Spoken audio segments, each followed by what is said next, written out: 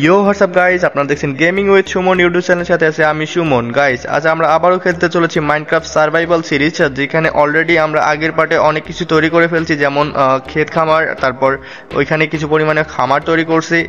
আর এখন আমরা তৈরি করবো বাসা, কেননা আমাদের তো এ পর্যন্ত কোনো রকম বাসা তৈরি করা হয়নি, আমরা একটা জাস্ট খালি মাঠেই থাকতেছি। আর আমি ভাবতেছি আমরা যেহেতু বাসা তৈরি করব, তো হোয়াইট কংক্রিটের বাসা তৈরি করব, যেটা সিমেন্ট দিয়ে তৈরি হবে, মানে সিমেন্টের মতো দেখতে হবে। তো গাইস, এটা আমার তৈরি করার জন্য কিছু পরিমাণে গ্রাভেল আর বালির প্রয়োজন হবে। তার জন্য আমরা ওই দিক থেকে কিছু পরিমাণে বালি আর গ্রাভেল কালেক্ট করে নিয়ে আসবো। গাইস, আমি একটু আগেই দেখিয়ে আসছি, মানে এখানে কিছু পরিমাণে গ্রাভেল আর বালিও তো পাশেই আছে। তো চলেন বেশি কথা না বাড়িয়ে আমরা গ্রাভেলগুলো কালেক্ট করে নেই। আর এখানে আমরা একটা উড বসাইছিলাম, তো গ্রাভেলগুলো কালেক্ট করা লাগবে। আর অনেক পরিমাণে গ্রাভেল কালেক্ট করার কারণে আমরা পানির নিচ থেকে এইভাবেই কালেক্ট করা লাগতেছে। তো গাইস, চলেন আমরা গ্রাভেলগুলো সবগুলো কালেক্ট করে নেই। 5 minutes later. ফাইনালি গাইস, আমাদের অনেক পরিমাণে গ্রাভেল কালেক্ট করা হয়ে গেছে। আর আমাদের এখন কিছু পরিমাণে স্যান্ড কালেক্ট করা লাগবে, কারণ স্যান্ডেরও প্রয়োজন আছে হোয়াইট কংক্রিট তৈরি করার জন্য। The next day. Alright guys, আমরা অলরেডি অনেক পরিমাণে গ্রাভেল অ্যান্ড কিছু পরিমাণে স্যান্ড, মানে অনেক বেশি পরিমাণে স্যান্ড অতটাও কালেক্ট করা হয় নাই। তো আমরা যেটুকু পাইছি ওইটুকুই এনাফ। আর আমাদের এখন প্রয়োজন হবে ফুল গাছ, যেটা এগুলা ফুল গাছ না গাইস, আমাদের প্রয়োজন হবে এমন এক প্রকার ফুল গাছ যেটা থেকে আমরা সাদা কালারের একটা পাবো, মানে কালার পাবো। ওই কালারটা মিশ্রণে আমাদের হোয়াইট কংক্রিট তৈরি হবে। আর এগুলা কিন্তু কালারটা সাদা হয় না গাইস, আমি অলরেডি একবার ট্রাই করছিলাম। তো ভিডিওটি যাতে দেখতে বোরিং না হয়, তাই ওই অংশটিকে আমি কেটে রেখে দিছি গাইস। তো অলরাইট, আমরা চলেন এখন আমরা ফুল গাছ খুঁজি, কিভাবে আশেপাশটা দেখতেই পাইতেছেন। আর অনেক পরিমাণে খাটাখাটনি করা লাগছে গাইস এই ফুল গাছগুলো খোঁজার জন্য। আসলে এগুলো পাওয়াই যায় না, এগুলো জঙ্গলের মধ্যে থাকে। আর জঙ্গল তো আমাদের আশেপাশে দেখতে পাইতেছি না, শুধু পাহাড় আর পাহাড়। তো চলেন যতদূর যাওয়া যায়, আজকে ফুল গাছগুলো তো নেওয়াই লাগবে আমার, কিছু করার নাই। আমাদের হোয়াইট কংক্রিটের বাসা তৈরি করব বলছি, এটা তৈরি করবই। তো আসার সময় কোনো পরিমাণে খাবার নিয়ে আসলাম না গাইস, তার জন্য আমার এখন এই পিকটাকে মেরে খাইতে হইতেছে, কেননা ওইখান থেকে উপর থেকে পড়ে যাওয়ার পর আমার হেলথ একদমই নাই হয়ে গেছে।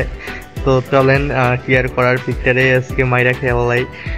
তো অলরাইট, সামনে একটা খোলা মাঠ দেখা যেতেছে, দেখি ওইখানে কিছু পাই কিনা। ফাইনালি ওই মাঠটা পার হওয়ার পর সামনে আমার দুইটা জাস্ট শুধু গাছ দেখতে পাইছি গাইস, দুইটা ফুলের গাছ। জাস্ট এগুলা দিলে এরকমটাই হয়। আর চলেন আমরা সামনে দেখি আরো পাই কিনা। আর অন্যদিকে কিছু ফুল, লম্বা লম্বা ফুল, এগুলো আমরা কালেক্ট করে নিব, যাতে অন্য কালার যদি আমাদের প্রয়োজন হয় তাহলে আর ফুল ওঠাতে আসতে না হয় গাইস, কারণ এটা অনেক প্যারা দিছে আমারে। তো চলেন আর কথা না বাড়িয়ে আমরা কিছু পরিমাণে উড একটু কালেক্ট করা লাগবে গাইস, কেননা আমার উড কোনো পরিমাণে বেড তৈরি করা লাগতে হয়তো বা, কেননা আমি বাসা থেকে বের হওয়ার সময় কোনো কিছুই নিয়ে আসি নাই। তো অলরাইট, চলেন একটু ঘোরাঘুরি করে আশপাশে আর দেখি আমরা পাই কিনা। আর এখানে এগুলা গাছের প্রচুর পরিমাণে এগুলা ফুল গাছ, বাট আমি যেটা খুঁজতেছি ওইটা পাইতেছি না গাইস, কি আর করার। তো এগুলাই কালেক্ট করে নিই, যদি এগুলো দিয়েই আমরা যদি পরবর্তীতে কোনো কাজে লাগে কিনা। গাইস, ফুল খুঁজতে খুঁজতে আমরা অলরেডি একটা ভিলেজ পেয়ে গেছি গাইস, আমাদের পাশে এই ভিলেজটা ছিল, অলরেডি ভালোই ছিল ভিলেজটা। এখানে আবার অনটেন ট্রেডার স্পন হয়ে গেছে। তো অলরাইট, ভিলেজটা একটু ভালোভাবে ঘোরাঘুরি করি। এখানে প্রচুর পরিমাণে কৃষকের জমি গাইস।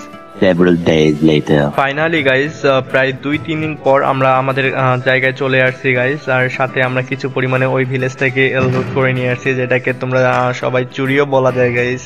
যা হোক, আমরা এটা চুরি বলবো না, ওটাকে লুটেই বলবো।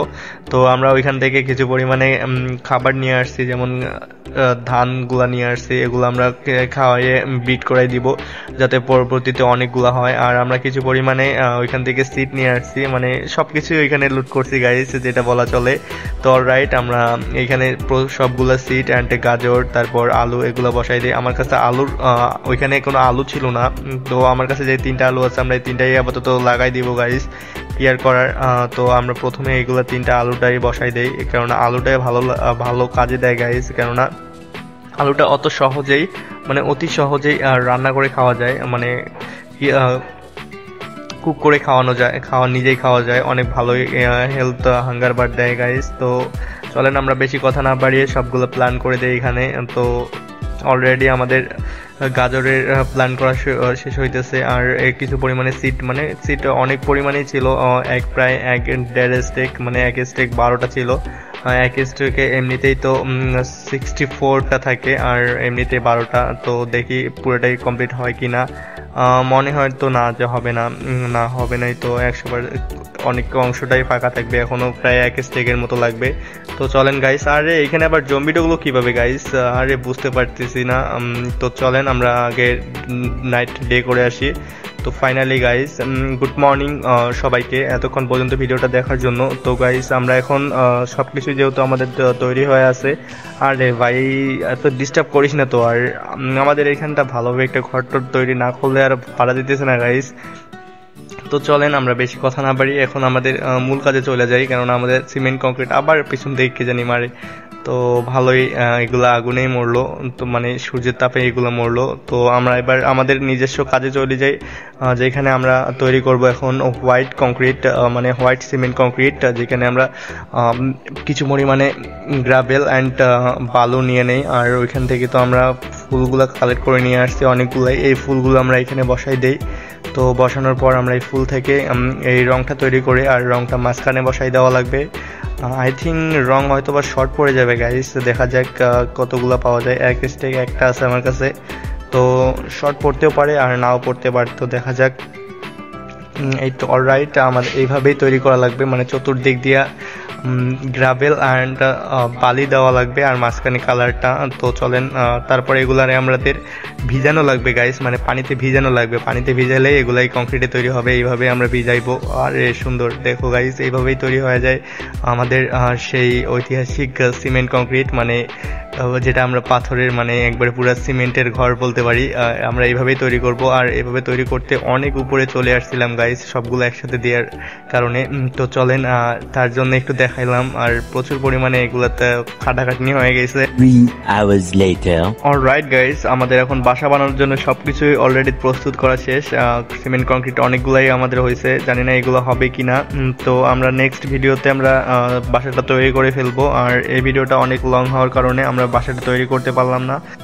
তো গাইস আজ এ পর্যন্তই। ভিডিওটা ভালো লাগলে লাইক কমেন্ট শেয়ার করতে ভুলবেন না, আর সবাই একটু জাস্ট সাপোর্ট করেন। সো আল্লাহ হাফেজ।